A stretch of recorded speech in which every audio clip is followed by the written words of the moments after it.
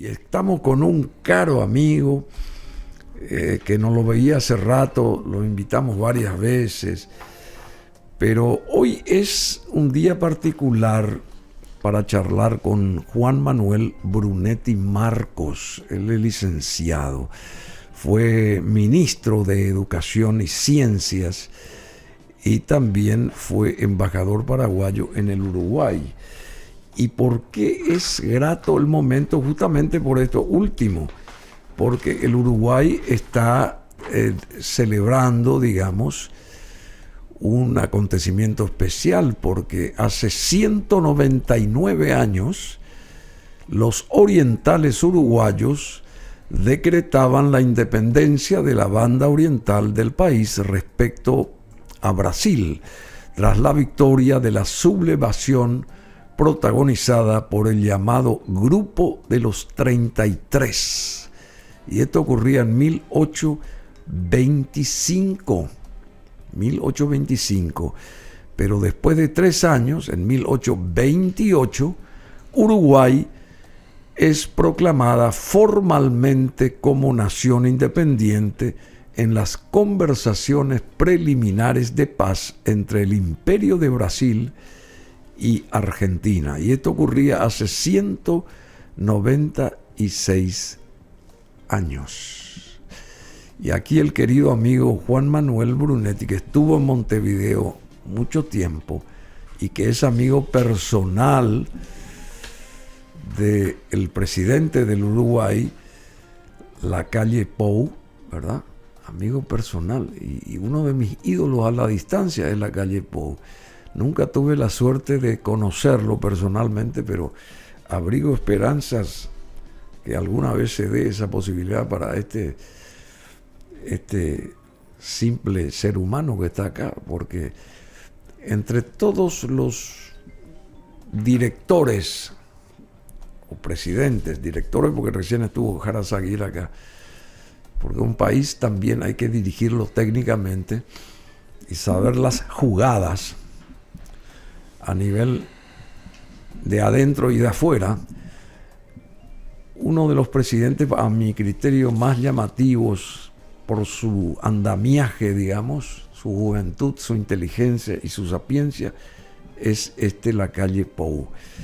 Así que vos sos el amigo personal de él, uno de los varios seguramente, y por ahí nos podés contar varias cosas de tu estancia allá en Montevideo, porque vos seguís, la Universidad San Carlos es tuya, vos la dirigís, pero la política, ¿seguís en política o ya te apartaste de la política? Ya no querés saber nada de la política. ¿Cómo viene la mano? Antes que nada, un placer, gracias. Y me estás así focalizando. Bueno, hablé mucho yo seguramente, ¿verdad? No. Siempre un placer, Bruno, querido, compartir contigo. Sabes el cariño que te tenemos. Toda igualmente, la familia, a vos, a Maya Luz, a toda tu gente, ¿verdad? Muchas gracias, igualmente. Cuando decías amigo personal, decía yo amigo personal de Bruno. No, por supuesto que somos amigos. Hace muchos años. Te visité como emprendedor, como un actor del sector privado en su momento, como ministro, como candidato a vicepresidente y hoy como una persona que trata de seguir aportando al país, trabajando con los jóvenes en un sector tan importante como el sector de la producción, a través de una institución que fundamos cuando yo tenía 23 años, Bruno. ¿Y ahora cuántos años tenés?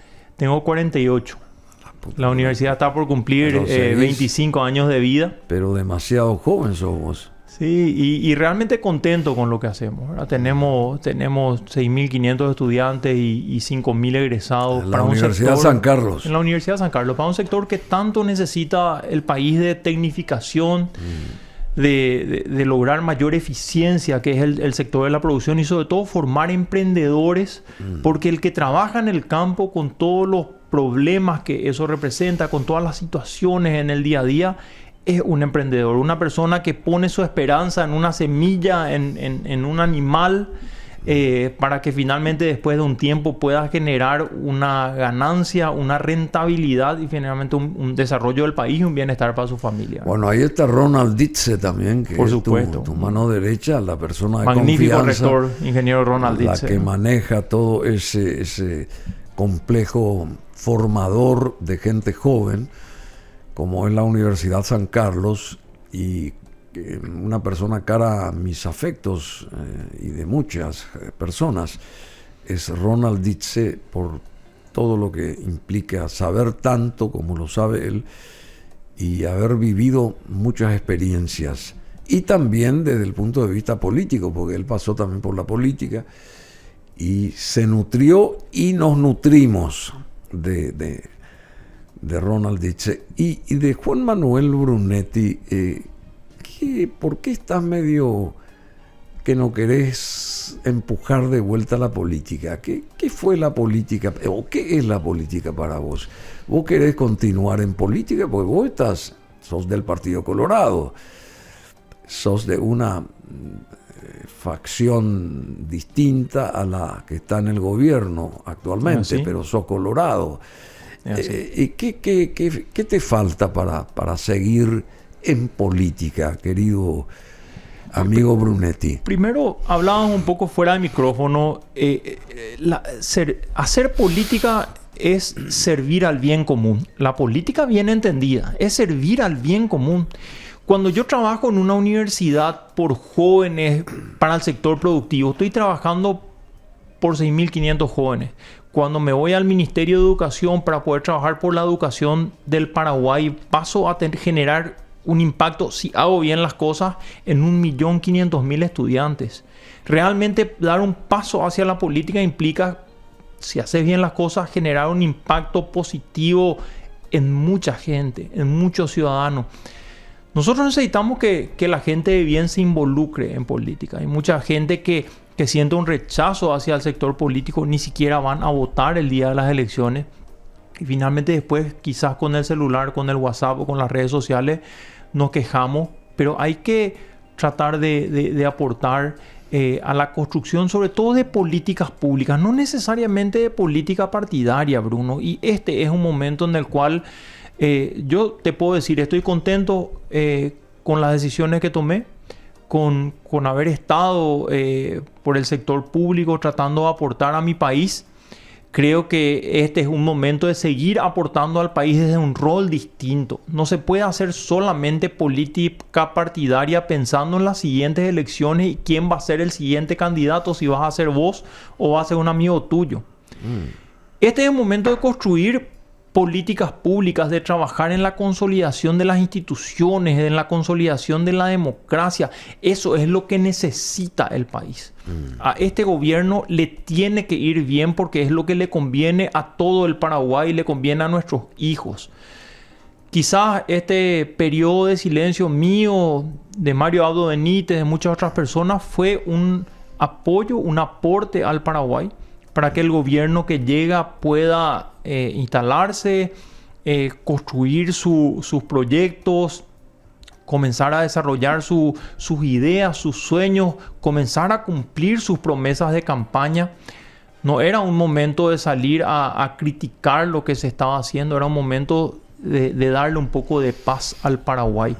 Ya a partir de ahora... a partir de ahora, ¿qué van a hacer ustedes, digamos, dentro del campo de la política? O sea, vos, en este caso, porque yo te invité a vos, ¿verdad? Que me gustaría que nos diga, porque vos tenés mucha experiencia, querido Juan Manuel. También estuviste como candidato a intendente, no sé qué pasó ahí, pero ibas a ser un muy buen intendente.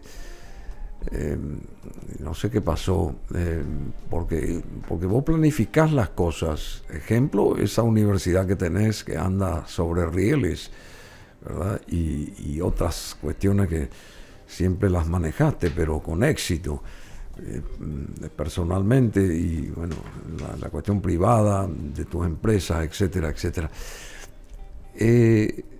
¿Cómo está la política hoy acá en línea genérica? Sin tirar flores ni tampoco degradar a nadie, porque esa no es mi intención.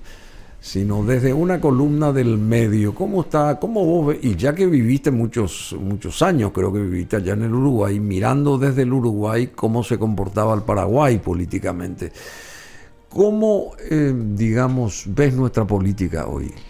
Primero, nosotros necesitamos un Estado que funcione de manera eficiente. Nosotros necesitamos que la República pueda funcionar con una división de los poderes y no con una concentración de los poderes. Nosotros necesitamos una democracia donde haya una disidencia que pueda generar un contrapeso y no una hegemonía de un grupo que baja una línea y se tiene que cumplir porque ya se tomó una decisión en un círculo pequeño o una decisión tomada por una sola persona. Eso no es una democracia.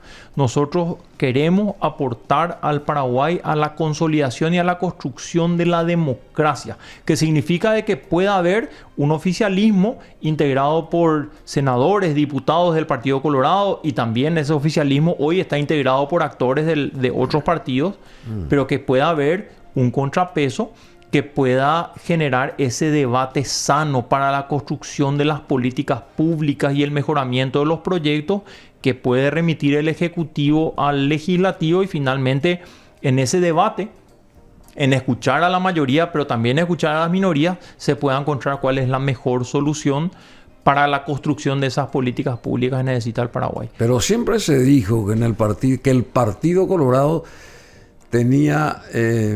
era un partido de gobierno y tenía su propia oposición interna. Digamos, siempre había como un disenso y también había como un debate dentro del mismo Partido Colorado. Eso todo el mundo siempre sostuvo, y fruto de ello son estos tantos años de Partido Colorado, ¿verdad? Porque el Partido Colorado es un gran partido que sabe cómo manejar sus huestes, digamos, y en qué momento apretar la cosa y en qué momento no, digamos, en línea genérica te estoy hablando. Yo creo que hay disidencia en el Partido Colorado hoy, o no hay disidencia, según lo que estás diciendo. Hay disidencia. Es una disidencia responsable que entiende que el presidente de la República necesitaba un primer año con un tiempo para poder construir un proyecto de gobierno y finalmente cumplir con sus promesas electorales.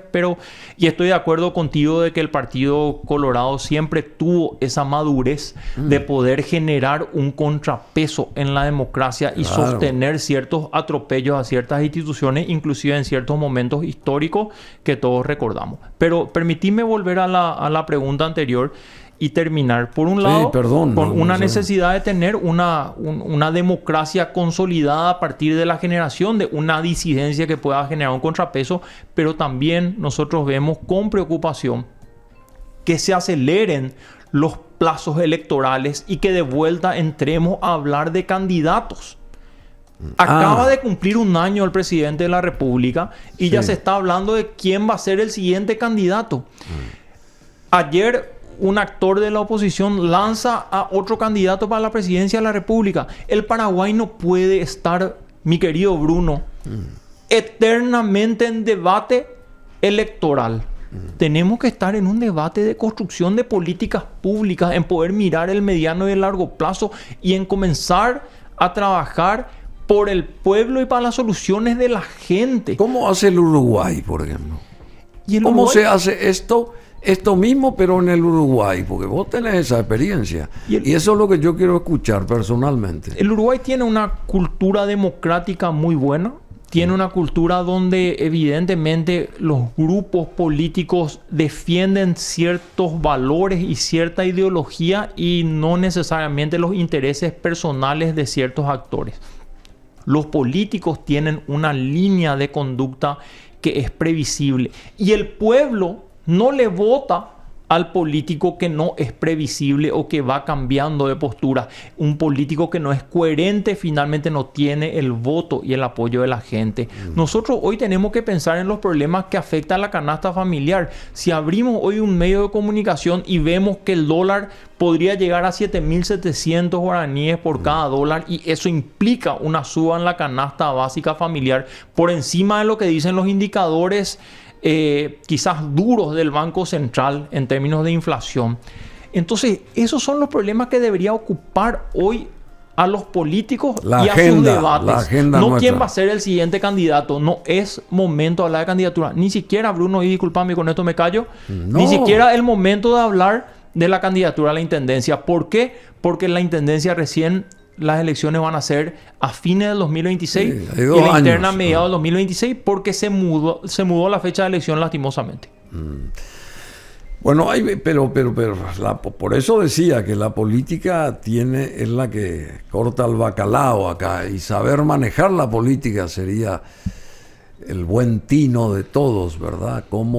¿Qué paso dar primero y después el segundo, cuál sería, etcétera? Por eso te preguntaba lo del Uruguay, porque yo veo que el Uruguay siempre se maneja coherentemente, y nunca me olvido de esa llegada, creo que a Brasilia, de 3 presidentes uruguayos al mismo tiempo, que son de facciones distintas.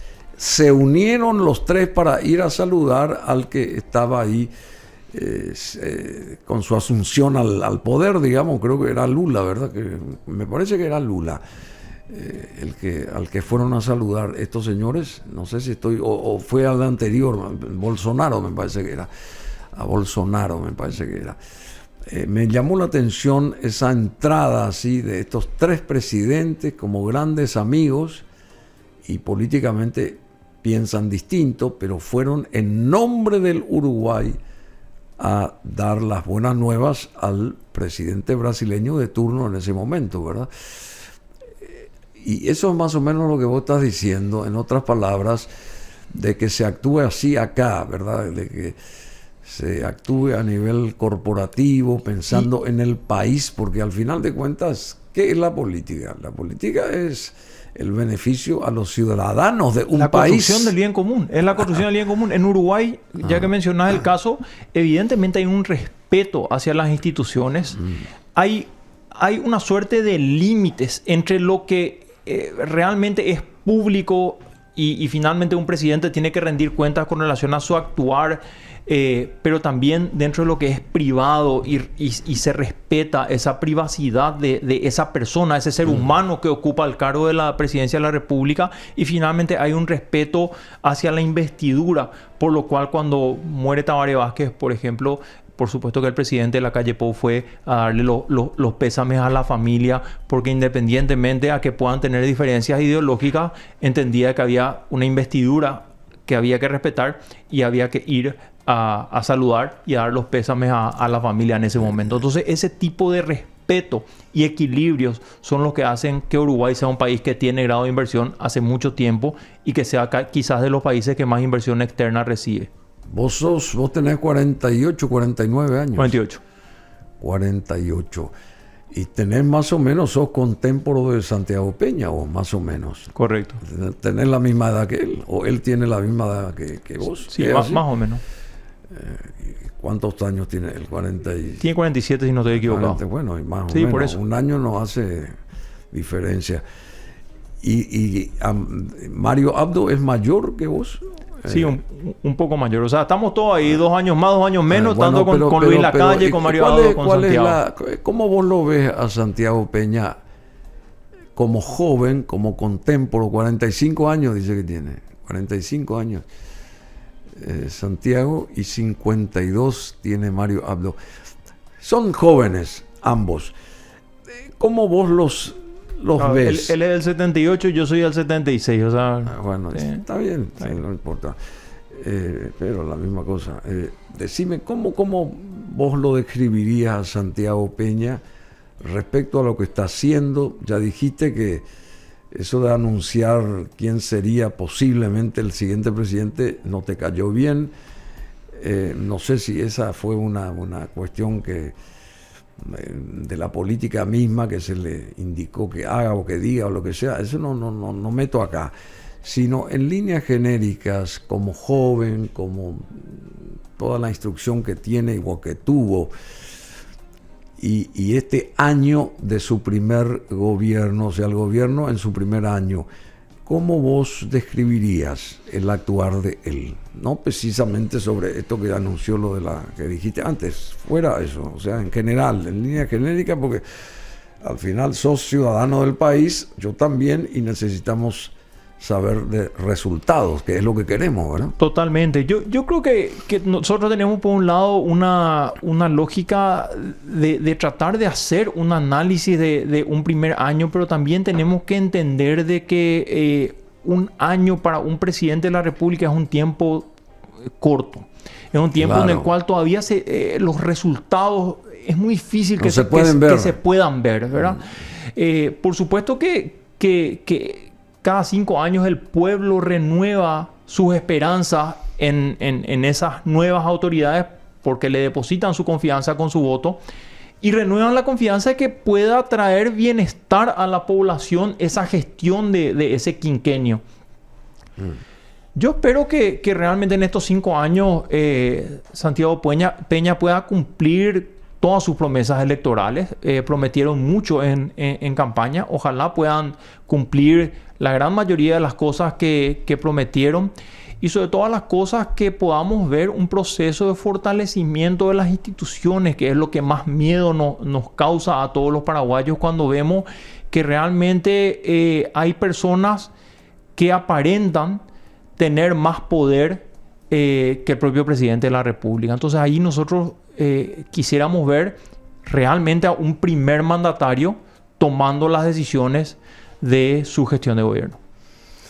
Y en el caso de Abdo Benítez, estuvo un año como que callándose o en el ostracismo, como se quiera decir, personal, porque nadie le estuvo asosando ni nada por el estilo, pero estuvo callado y de repente piensa que es el momento de tener una ligación, un puente otra vez con la ciudadanía.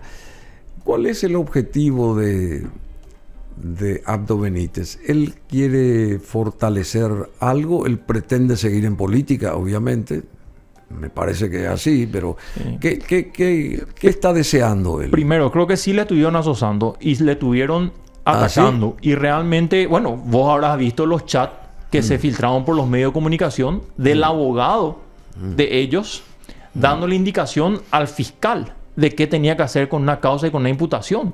O sea, eso es una flagrancia. O sea, realmente ver cómo el abogado instrumenta la forma en la que tiene que imputar o actuar un fiscal es un atropello a una institución tan importante como la Fiscalía General, ¿verdad?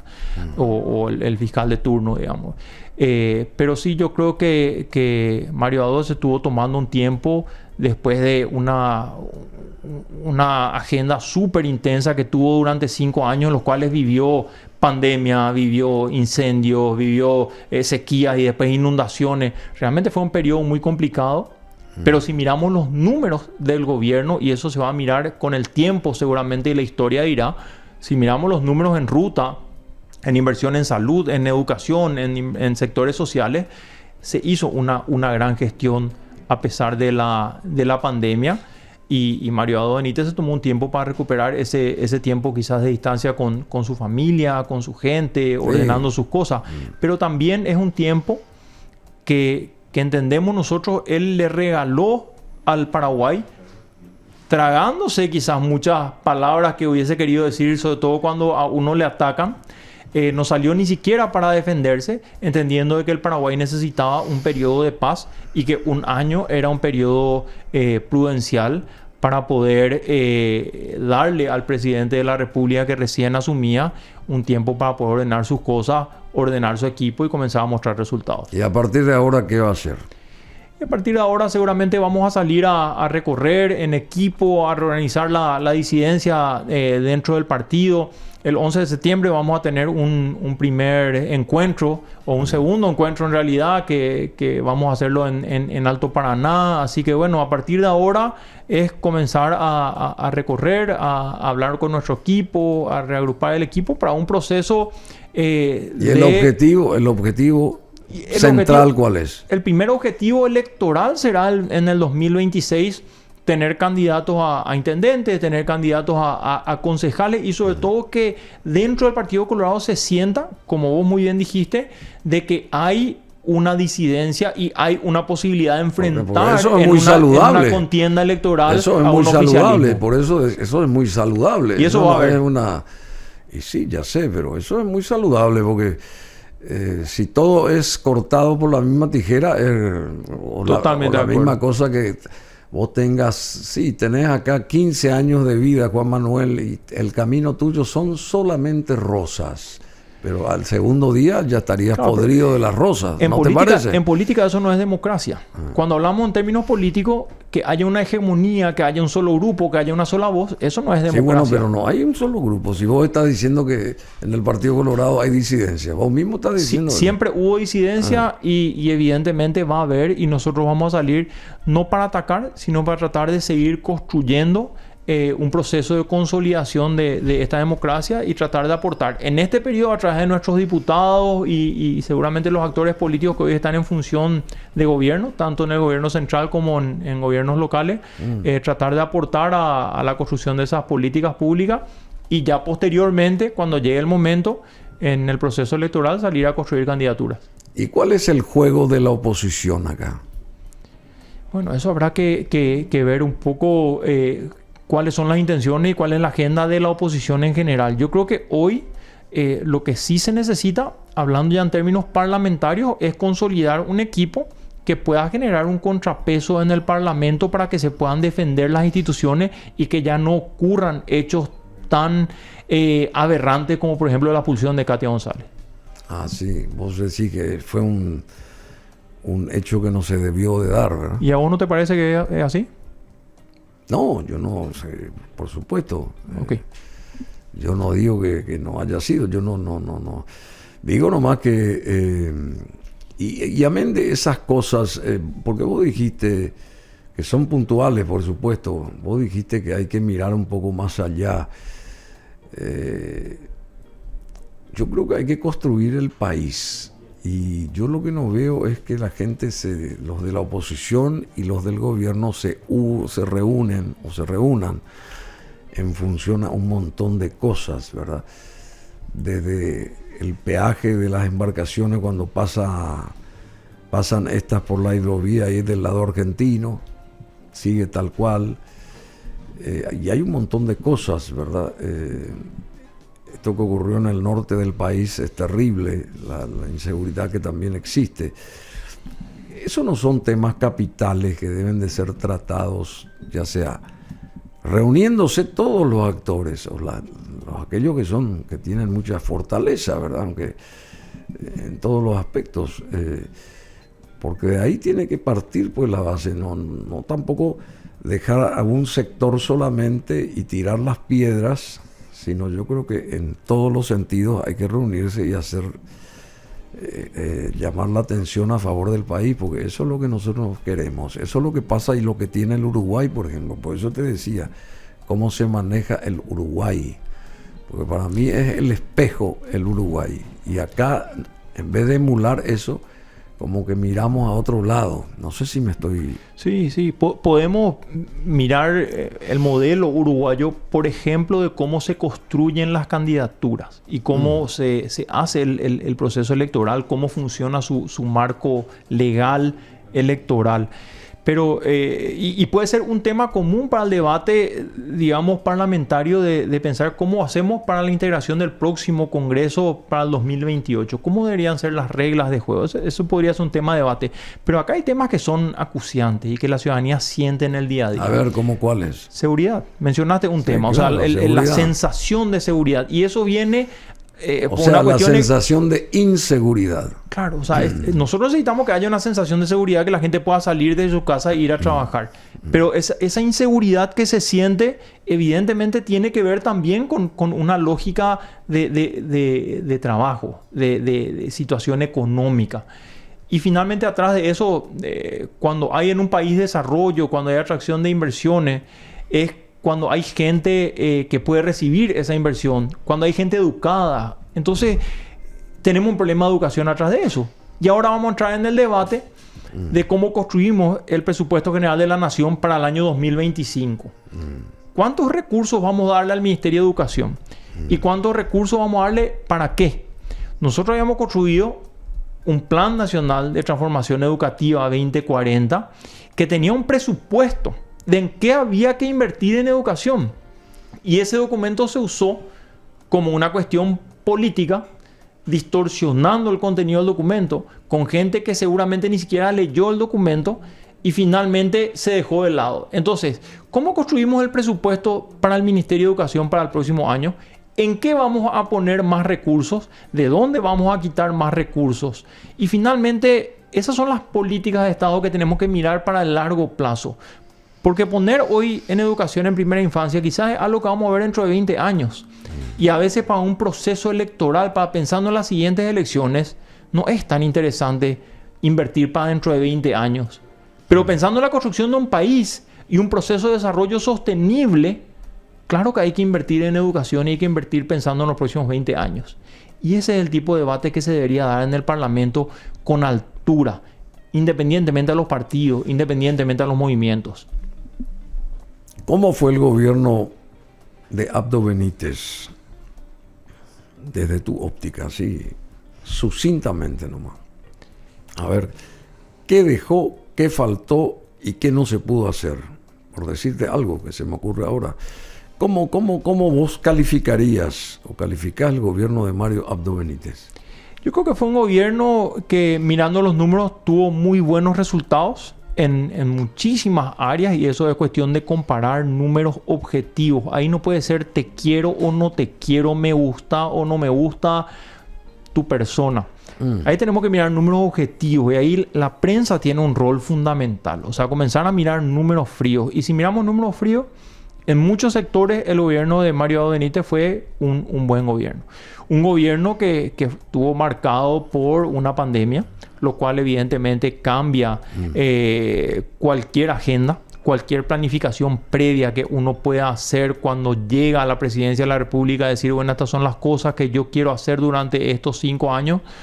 Llega una pandemia en el medio del gobierno y cambia totalmente la planificación, ¿verdad?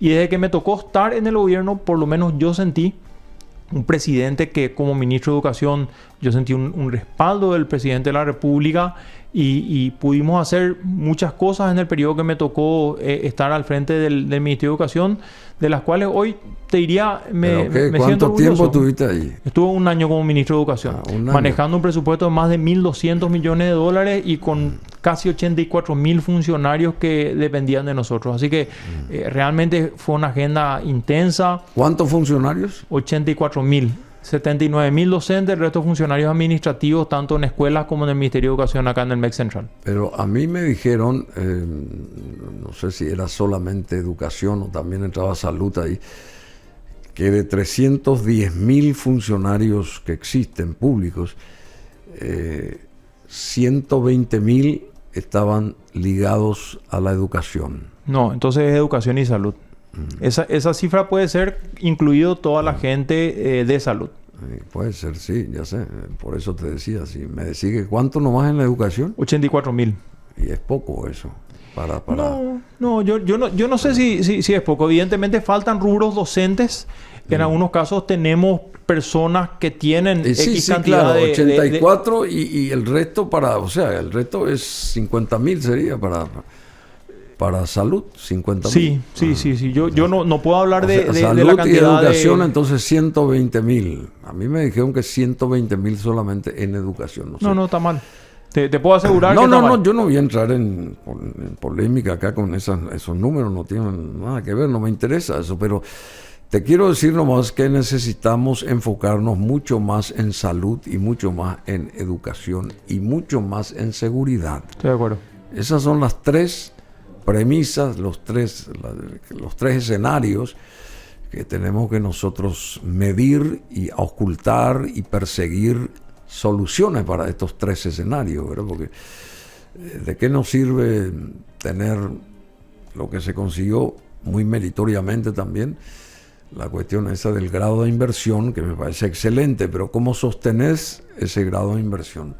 Sino también medís las otras cuestiones o no cuidás las otras áreas Totalmente. tan fundamentales. En educación, Bruno, yo creo que no es tan necesario ampliar la cantidad de personas, quizás tener más rubros para esas personas para poder completar la carga horaria en algunos casos.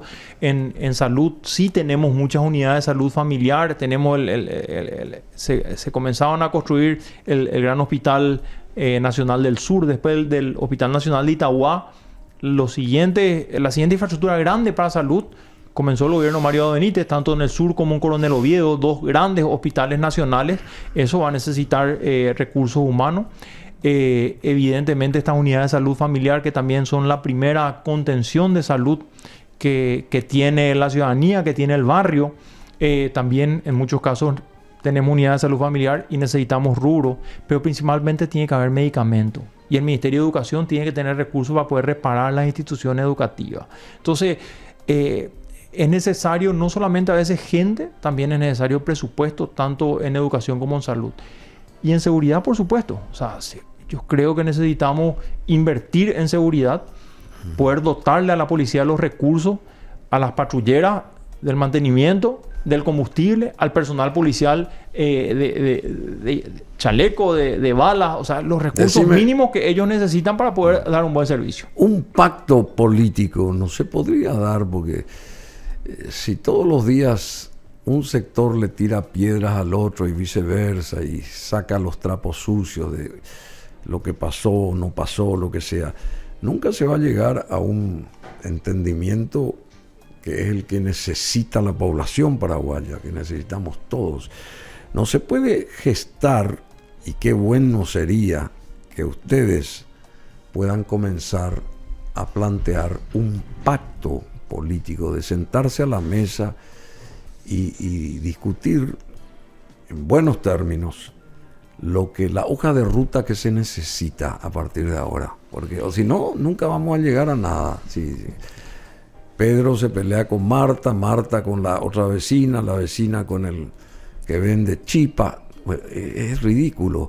O sea que necesitamos nosotros ponernos en líneas genéricas los pantalones largos, y más con la experiencia que tienen ustedes, porque ustedes también fueron gobierno. Entonces, qué lindo sería que se sienten y son colorados, no que son colorados, se sienten con sus diferencias. Yo sé que hay diferencias, pero siéntense a dialogar.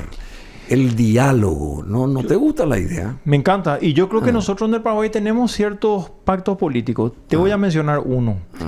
¿Por qué conseguimos el grado de inversión? Porque hubo una política fiscal, una política macroeconómica ordenada que viene desde el gobierno seguramente de Nicanor, con aquella reforma tributaria en la cual se bajó del 30% al 10% del impuesto a la renta, etc. Pero no sé. Yo creo que viene desde el gobierno de Nicanor cuando se ordena los números. El gobierno anterior quizás no fue tan ordenado. El gobierno de Nicanor ordenó las finanzas yo hablo públicas. del gobierno de Guasmosi. De ahí comenzaron los cambios. Lamentablemente ahí, es más, se metieron a investigar los bancos. Puede ser, pero entonces ordenemos la lógica de decir, ok, hay una macroeconomía ordenada y es un pacto político. Claro. Y la pregunta es por qué el sector educativo y el sector de salud no emularon lo que estaba haciendo la gente en economía y finanzas. No sé si me explico. Es una linda pregunta. Y te doy otro sector que no es menos importante. El sector judicial. También, por supuesto. Porque sin duda todo lo que tiene que ver con el Estado de Derecho, con el funcionamiento independiente de un poder judicial, donde realmente se haga justicia y esa justicia llegue en tiempo y forma, es súper importante. Y ahí también tiene que haber un pacto. Pero un pacto tiene que desarrollarse sobre una planificación, sobre una agenda de trabajo. Entonces, y eso tiene que liderar evidentemente el Ejecutivo. Lastimosamente, a esta altura creo que no vale la pena ir demasiado hacia atrás porque no se hizo lo que no se hizo. Por supuesto, pero yo te recuerdo que cuando asume Mario Aldo Benítez, ni siquiera el presidente del partido, del presidente que estaba asumiendo, ni los legisladores del otro sector estuvieron en su juramento. Entonces, en ese ambiente es muy difícil lograr un pacto político. Y un pacto político ahora sobre salud y educación estoy de acuerdo contigo, sería fantástico, pero eso ¿quién tiene que liderar? El Ejecutivo. Y ahí hay que encontrar un consenso y escuchar a las mayorías y escuchar también a las minorías y poder generar un gran pacto sobre salud y educación. Me parece fantástico, pero creo que también sobre el sistema judicial y cómo trabajamos sobre ese sistema judicial para que pueda tener independencia es súper importante y es algo que lastimosamente hoy no estamos sintiendo que estemos avanzando hacia ese camino. Hoy es el día de Santa Mónica. Bueno, así que a todas las chicas de nombre Mónica, Mónico creo que no hay apellido nomás. Esta santa cristiana, madre de San Agustín de Hipona, es recordada y honrada por sus extraordinarias virtudes cristianas, en particular por sus sufrimientos causados por el adulterio de su marido y por la vida de oración que dedicó para la conversión de su hijo, quien escribió extensamente acerca de sus actos píos y de su vida con ella en sus confesiones. Día de Santa Mónica. Querido Juan Manuel Brunetti Marcos, te agradecemos mucho. Tenés mucho por delante todavía. Yo quise ahondar más en el Uruguay, pero no me dijiste prácticamente nada de tu amigo Lacalle Pou, que me gustaría que te explayes alguna vez más respecto a él, de cómo él logra, porque allá también hay problemas, ¿verdad? No es moco de pavo tampoco el Uruguay, ¿verdad? Por más que tengan mar y cultura, o tienen cultura y tienen mar, ¿verdad? Pero yo creo que nosotros, y tienen buen fútbol, yo creo que tenemos que emular mucho de lo que el Uruguay supo construir, y nosotros tenemos muchos valores también que necesitamos preservarlos, y un pacto entre los colorados sería fabuloso, para después un pacto a nivel nacional con todos los otros partidos políticos, y un pacto social, un pacto político paraguayo. Qué lindo sería eso. Y cada uno aporta lo gravitante, lo positivo, y aquello que pueda dividir se esconde o se escuende en un armario por el momento. ¿No te parece? Sí, sí, estoy de acuerdo. Nosotros necesitamos unas políticas de Estado que trasciendan un gobierno y que no sean una política de un gobierno, que sean sostenidas gobierno tras gobierno para poder cambiar cuestiones tan importantes como la educación, por ejemplo. Bueno, licenciado Juan Manuel Brunetti Marcos, muchas gracias y saludos a todos tus compañeros de ruta también, ¿verdad? Y a tu familia, por supuesto. Gracias. Y a tu universidad y a las más de 6.000 almas que están ahí, que conforman la Universidad San Carlos.